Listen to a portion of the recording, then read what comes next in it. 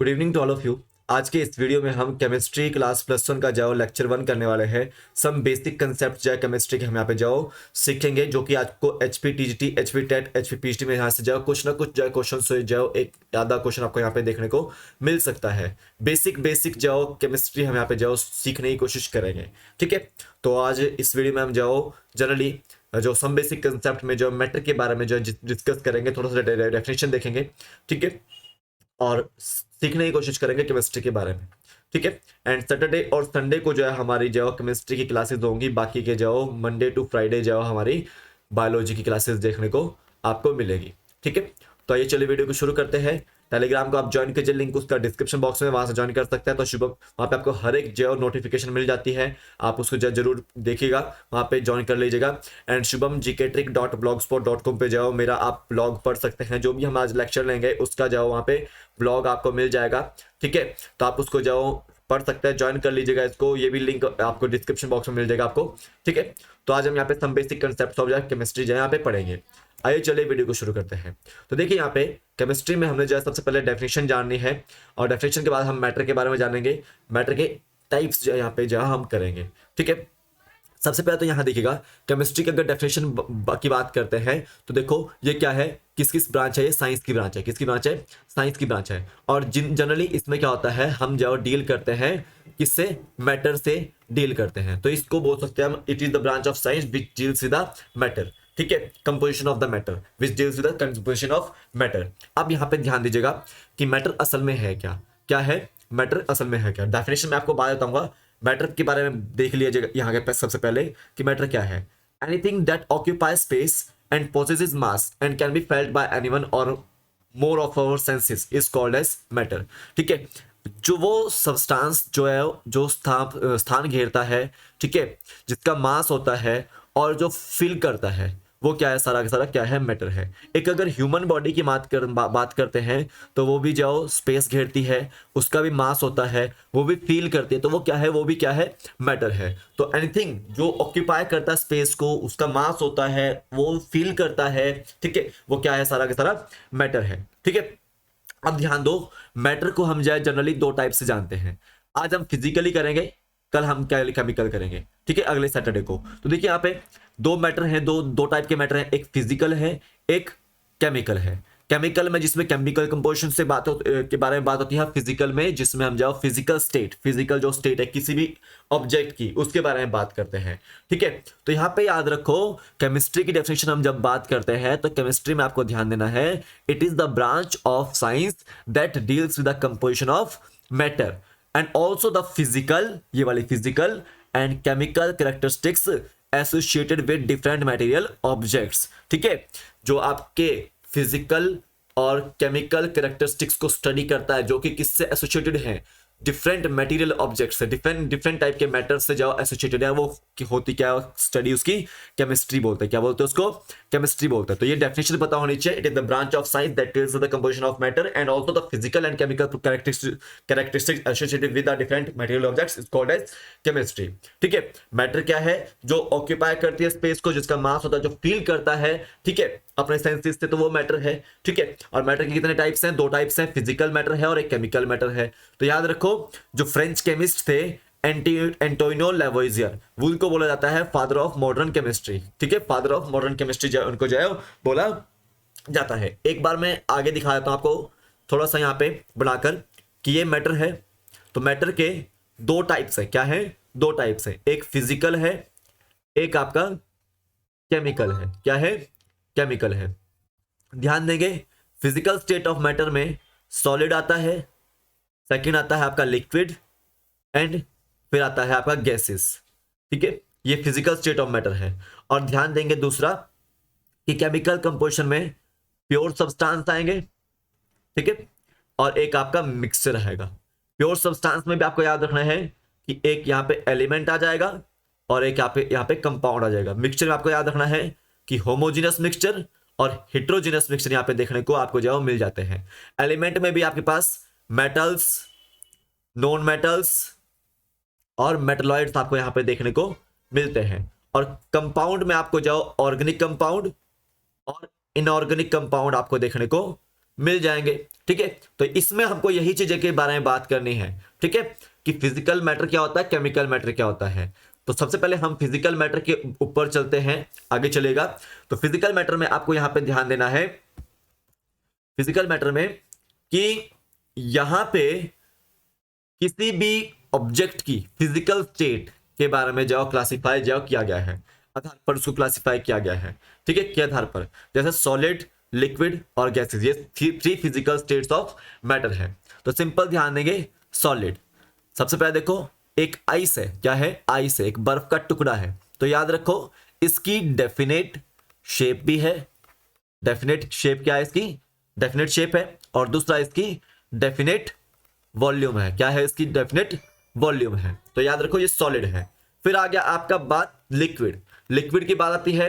तो याद रखो लिक्विड जो एक कंटेनर के जो अंदर डाल दिया जाए तो वो उस कंटेनर की जो शेप ले लेता है, अदरवाइज अगर वो आप फर्श पे डाल दोगे तो वो बहता जाओ, फैलता जाए, इधर उधर चला जाएगा। तो देखो यहाँ पे नो डेफिनेट शेप, इसकी कोई डेफिनेट शेप नहीं होती है, लेकिन इसकी डेफिनेट वॉल्यूम होगी। क्या होगी इसकी, डेफिनेट वॉल्यूम होगी। ठीक है, अब देखिए गैसेस, गैसेस के बारे में आपको याद रखना है कि वो भी कंटेनर को एक्वायर करती है, कंटेनर की शेप को एक्वायर करती है।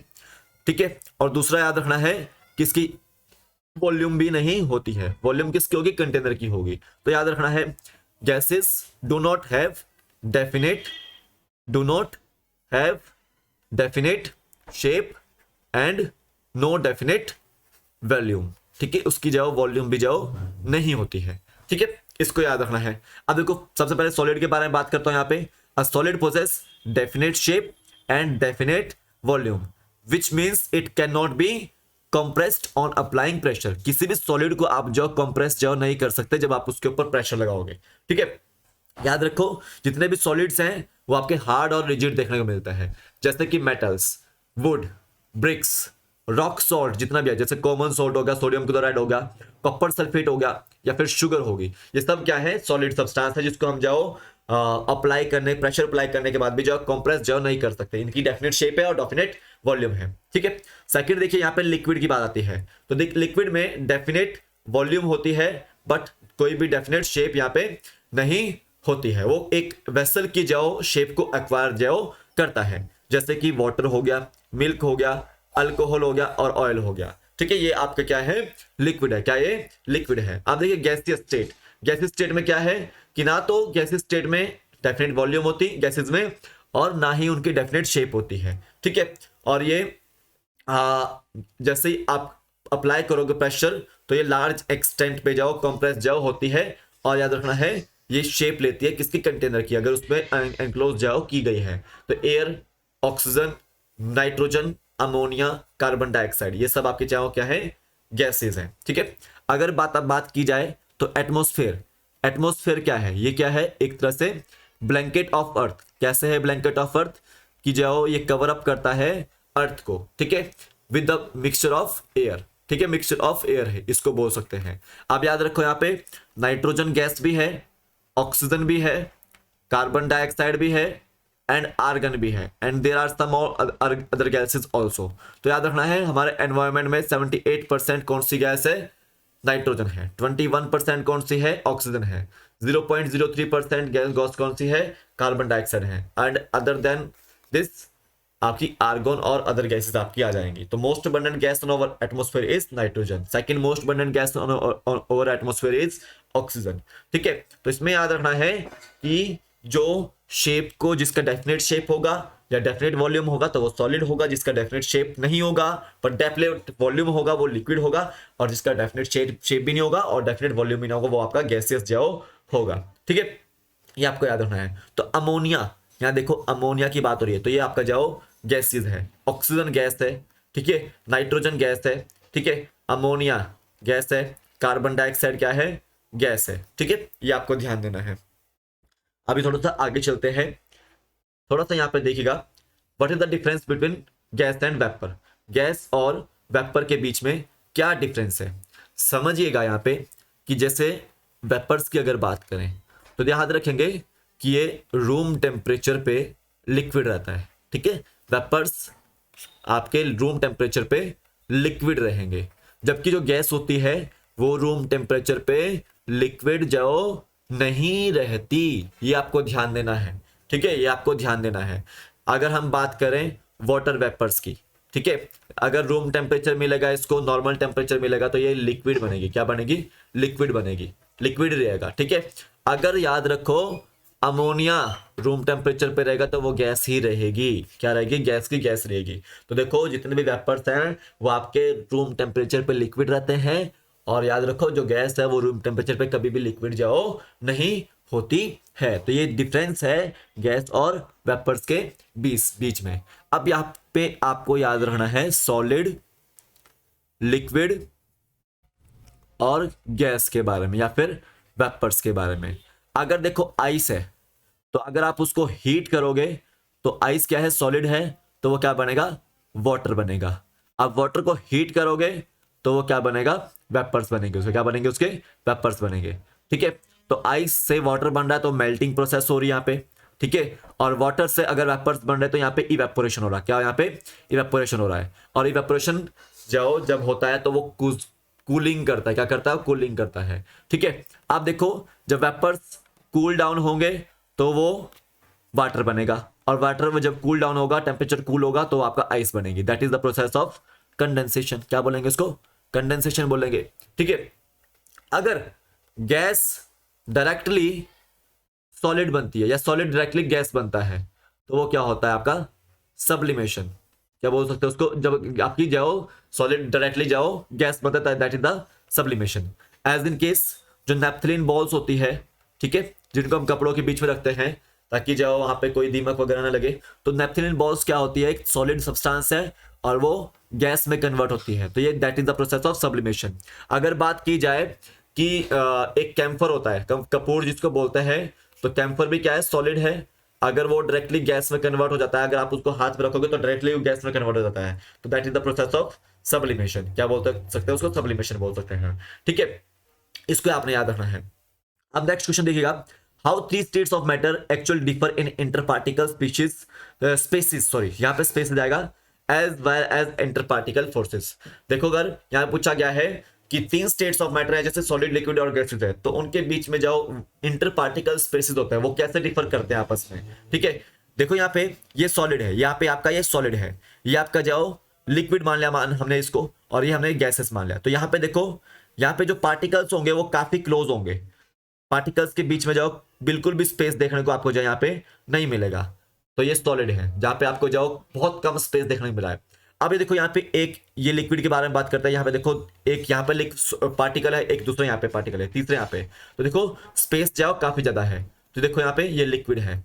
अब देखो यहाँ पे एक पार्टिकल, यहाँ पे दूसरा पार्टिकल, ये तीसरा पार्टिकल, ये चौथा पार्टिकल। तो देखो जो स्पेस यहाँ पे जहाँ पे काफी ज्यादा होगा, इंटर पार्टिकल्स के बीच में स्पेस ज्यादा जहाँ पे ज्यादा होगा तो वो क्या होंगे? वो गैसेस होंगे। क्या होंगे? वो गैसेस होगा, ठीक है। तो देखो सॉलिड में बहुत क्लोजली पैक्ड होगा। सॉलिड में जाओ इंटर पार्टिकल स्पेसिस जो होंगे वो आपके जाओ काफी क्लोजली पैक्ड होंगे, whereas in gases state packing is very loose, ठीक है। पैकिंग जो है काफी लूज होगी। तो इसमें याद रखना है आपको कि सॉलिड्स के केस में जो पैकिंग है वो काफी क्लोज होगी, और गैसेस के केस में आपकी जो पैकिंग है वो काफी जो लूज होगी, ठीक है। इसको याद रखना है। और देखिए यहाँ पे दो पार्टिकल्स के बीच में इंटरमोलिकुलर अट्रैक्शन, जो यहाँ पे फोर्सेस ऑफ अट्रैक्शन देखने को आपको जाओ मिलती है। तो ये फिजिकल स्टेट ऑफ मैटर में से जो जो चीजें आती है आपको एग्जाम पॉइंट ऑफ व्यू से, वो मैंने आपको बता दी है। अब हम अगले सैटरडे को जाओ केमिकल कंपोजिशन ऑफ जाओ मैटर यहाँ पे जाओ करेंगे, एक एक करके टॉपिक मैं आपको यहाँ कराऊंगा सारे के सारे सॉल्व। तो अभी के लिए तो फिलहाल इतना ही है। कल फिर मिलता हुआ कि नए वीडियो के साथ। आप इस ब्लॉग स्पॉट को जरूर पढ़िएगा, वहां पे आपको जाओ बहुत सारी चीजें आपको मिलेंगी। तो अभी के लिए फिलहाल देता ही है। जय हिंद।